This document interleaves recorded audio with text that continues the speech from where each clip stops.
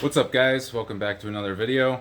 My daughter's birthday is in 6 days and I want to make her a couple things out of brass. And so we got planned a unicorn and an axolotl, one of her most recent things that she's been enjoying. Okay, so here's the unicorn and there's the axolotl, and we're gonna do two of each, so two axolotls, two unicorns, and I want to try maybe doing something slightly different on each of them. So with this unicorn, we can see that I have a sprue, a tapered sprue this time. I printed off all of these and I replaced them with all of my normal ones. So these will be my main feeding channels now, which I'll get to that in a second. And then this one, I think I'm going to try a bigger one, so you can see the size comparison right here. This one's obviously much bigger. I don't really think I need this one, but I'm going to use it anyways, just in case, especially for something like this unicorn, because it has a platform with a square edge. I'm going to vent out the corners of each of these into the main feeding sprue. The axolotl is kind of difficult. This is almost the only way I could really realistically think of how to set it up. I have some of my smaller, older feeders here, just the regular cylinders under each foot, so 3 of those, and then I have one of the smaller tapered sprues, just like this, that I have underneath one of the legs. That's the one that I will pour into, and I have it closer to the head because it's also really close to the body, so it's like most of the metal will be around that leg because the head is tilted this way. And so with metal casting, you have to kind of analyze it from the thinnest parts to the thickest parts, because the thinnest parts will shrink first and then they will draw metal from the bigger parts. So this will freeze, like the little, I don't even know what you want to call them, the little ear things. So those will freeze first and it'll draw metal from here. This will freeze next, which will draw metal from the body. And then the body will draw metal from the feet, which it's technically not supposed to. You don't want that to happen. So typically what you would do is you attach the main feeding sprue to like the biggest part of the pattern. But here there's not really any access point to the body without it being completely difficult to manage. And I've gotten away with this with the Godzillas. Those turned out fantastic, and I've done it with other patterns as well, so I'm going to try it again here, but this time I'm going to add a separate feeding channel for each foot, and I think that'll help out significantly.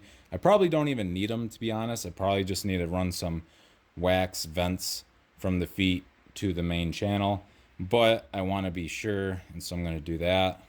Okay, the flasks are hot glued on. Now we just got to wrap them. The flasks are all taped up and we're ready for the plaster.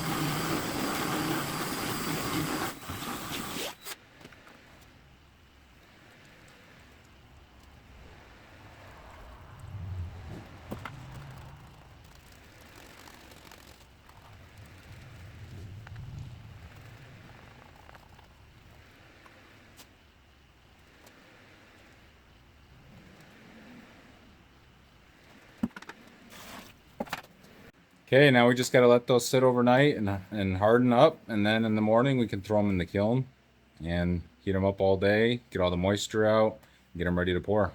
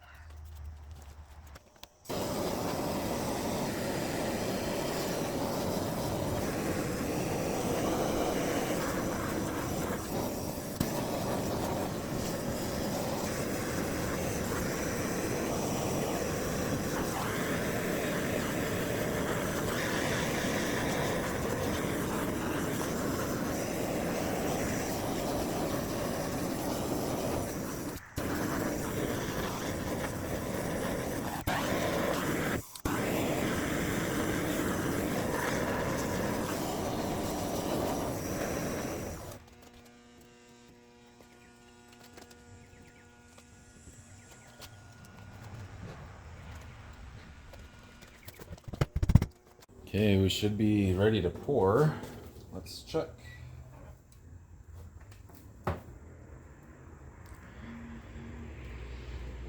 Almost 1200. I don't see any smoke or fire, no large cracks. There's some cracking, but overall looks good. I think we're ready.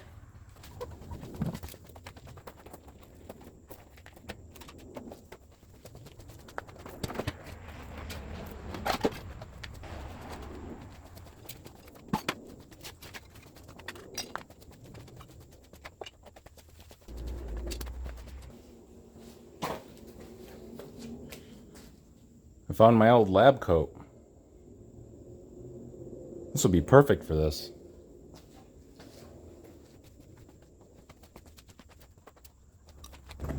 Alright, I think it's about time we break open a new crucible.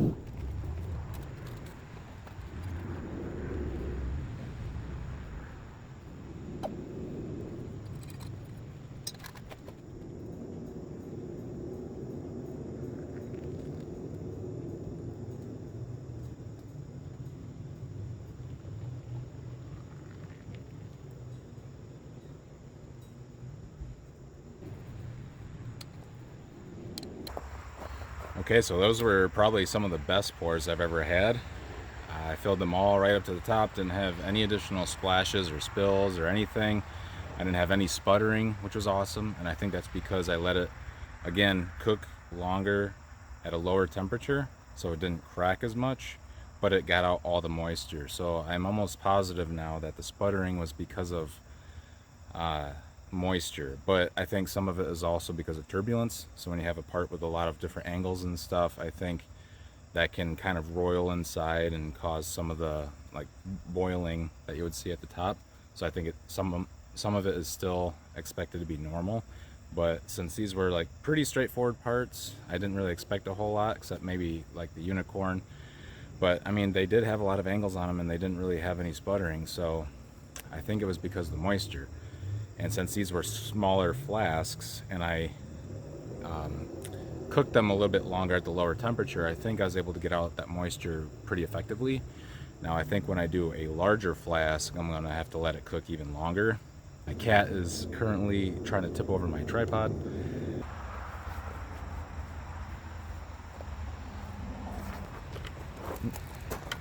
Quit trying to knock over my tripod.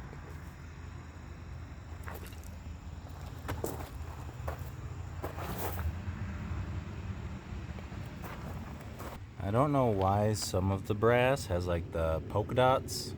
Still trying to figure that out. I think it's got something to do with the cooling effect, but it could also be the composition of the brass. Maybe there's something in the brass that kind of goes outwards towards the surface. I am not sure. Maybe one of you guys can tell me, because this one doesn't really seem to have it, but I don't know. Maybe it does on the inside. And then look how clean I got the crucible. This is a brand new crucible, and when it's still hot, you scoop it out. So you probably saw me scooping it after I poured. If you do that, it's like you can get it super clean immediately, and then you just dump everything out and it's like good to go again. With brass, you can still do that even after it's cooled down. It's pretty easy to clean. Some other stuff, not so much. Like aluminum bronze can be a pain in the ass. See, look at the mini ingot. The mini ingot has a lot of the polka dots. Kind of looks weird. At first I thought there was stuff on top of it, but it's just the polka dots. It's actually very clean too. Look how clean that brass ingot is. It's kind of hard to tell because the polka dots, but man, when I usually cast a brass ingot, there's usually like a bunch of crap on top. But I think I got most of the crap out. Some of that is probably still some good brass. Just got to separate it out. Some of it might be a higher melting temperature brass because it's got higher copper content, but got to separate it and find out.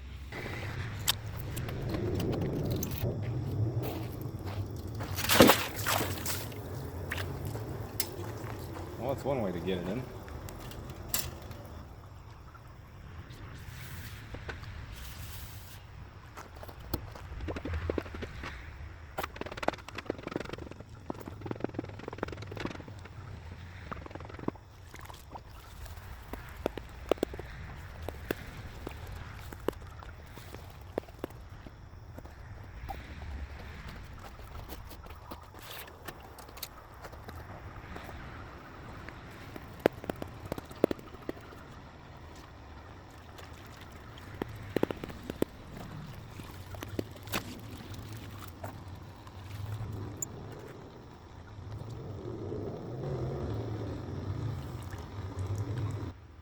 First one looks pretty good so far. It's always a pain in the ass to get the plaster in between the areas. You gotta be really careful with the legs though, because there's a lot of leverage through these pillars. So I can't push on them too much.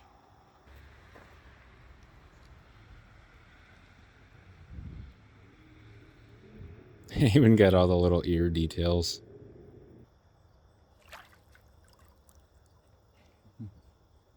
Man, this one turned out even better than the first one, I think.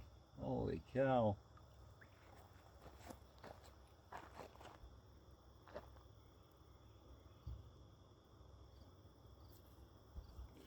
I think the toes especially just turned out way better.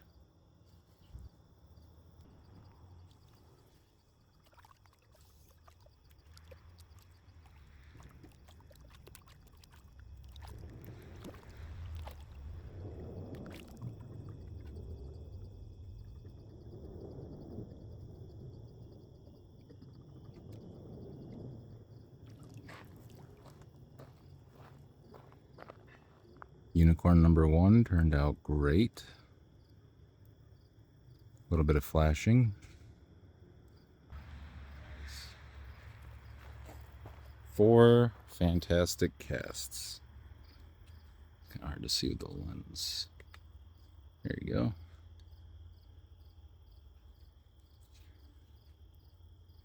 Again, a little bit of flashing. I think that's just because this was a larger piece, larger flask. And I think maybe this one just had more of the water mixture. But let's get these cleaned up. Okay, so I got these mostly cleaned up. I just got to go through and cut off all the vents and sprues, but man, these turned out great.